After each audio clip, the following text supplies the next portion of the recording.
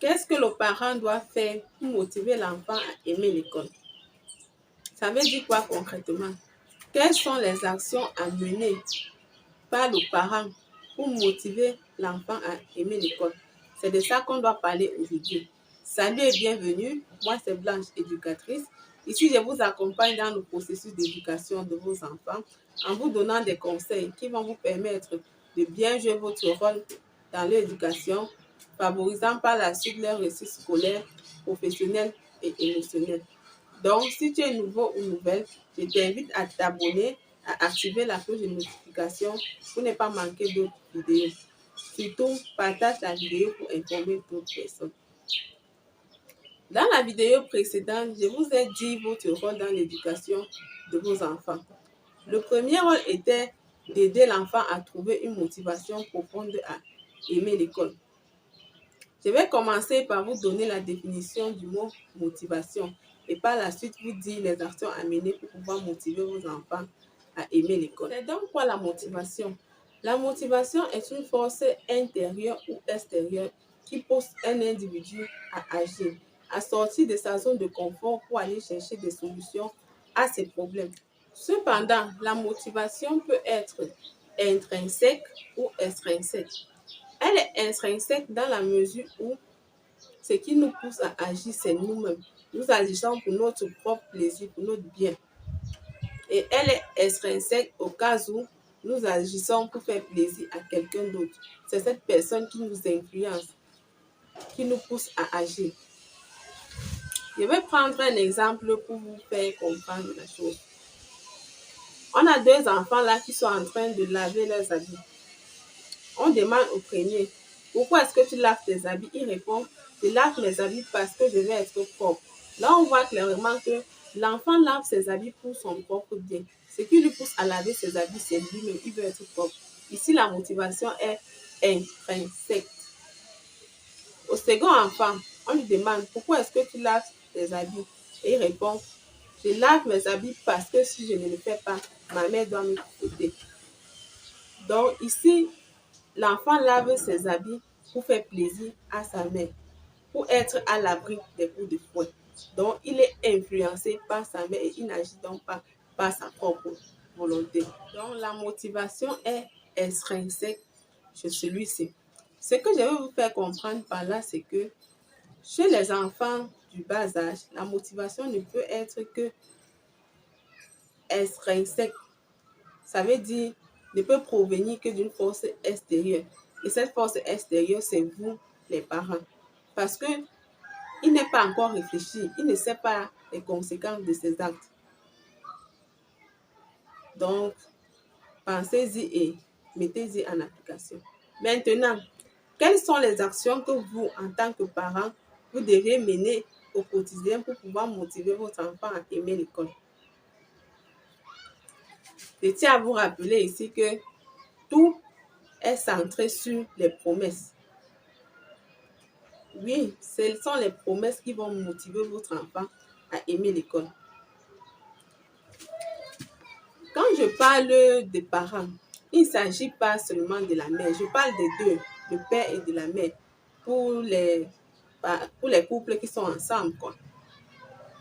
Donc, l'éducation n'est pas qu'une histoire de la mère parce que les gens ont la mentalité que non, c'est la femme qui doit éduquer l'enfant, l'homme, il doit seulement aller chercher l'argent et autres. Non, ça ne se passe pas comme ça. Que tu sois femme, que tu sois homme, l'éducation de tes enfants vous concerne vous deux. Peu importe ce que tu fais, tu dois trouver le temps pour éduquer ton enfant. Donc, j'espère que nous sommes d'accord sur ce point. Parce que quand tu entres dans beaucoup de maisons que les enfants sont mal éduqués, quand on demande, c'est la mère. La faute tombe sur la mère. Quand la mère éduquait, où étais-tu, le père? Tu étais où? Donc, ça doit même être une honte pour les pères de rejeter la faute de l'éducation de leurs enfants sur les mères. Nous avons mis depuis quelques années notre expertise pour vous aider à monter et accompagner le développement de vos projets dans les domaines de l'agriculture, l'élevage, la pisciculture et l'agroalimentaire. Jardin d'Afrique, un label au savoir innovant. Et pour répondre à la demande des produits bio de qualité, nous avons su nous adapter à vos exigences.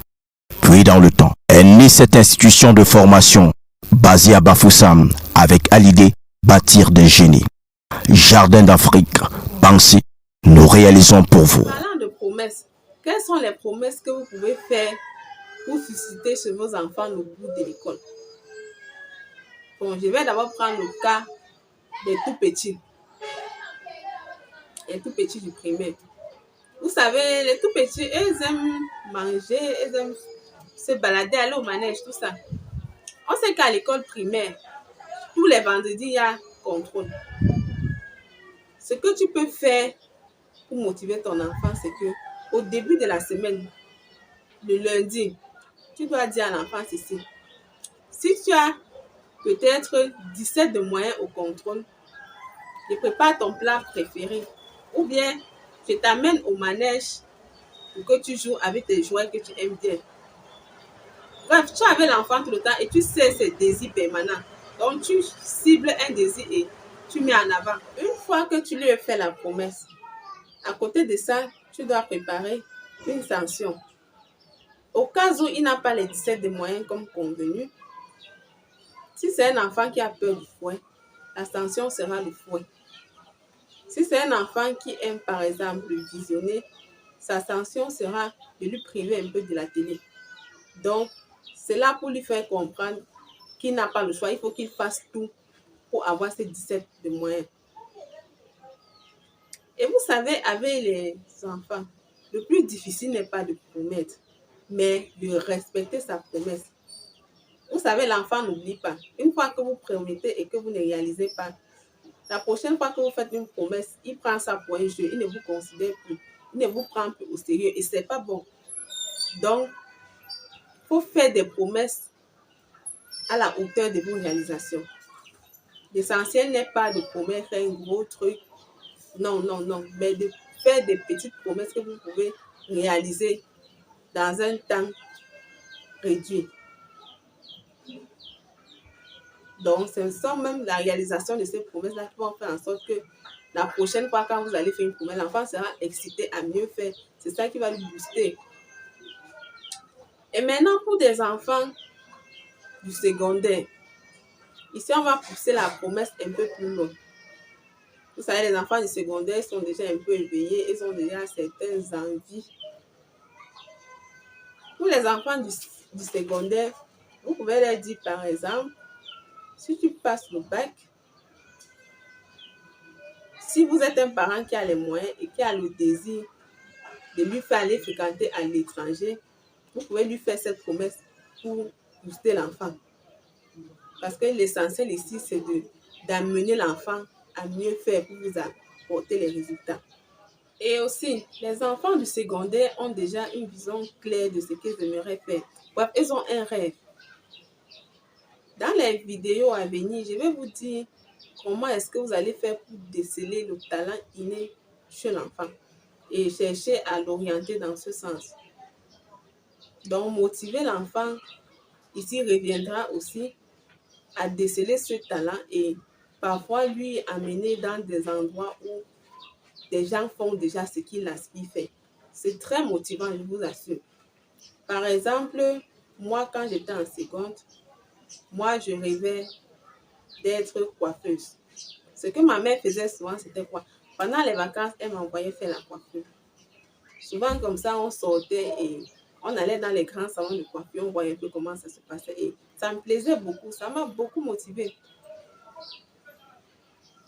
Donc, pensez-y et cherchez à mettre cela en application. Voilà en quelque sorte, en quelques mots, les actions que vous devez mener pour motiver votre enfant à aimer l'école. Si vous avez aimé la vidéo, je vous invite à la partager au maximum pour éclairer d'autres personnes et surtout de vous abonner. Dans la prochaine vidéo, je vais vous dire ce que vous deviez faire pour assurer la sécurité et la stabilité affective chez l'enfant.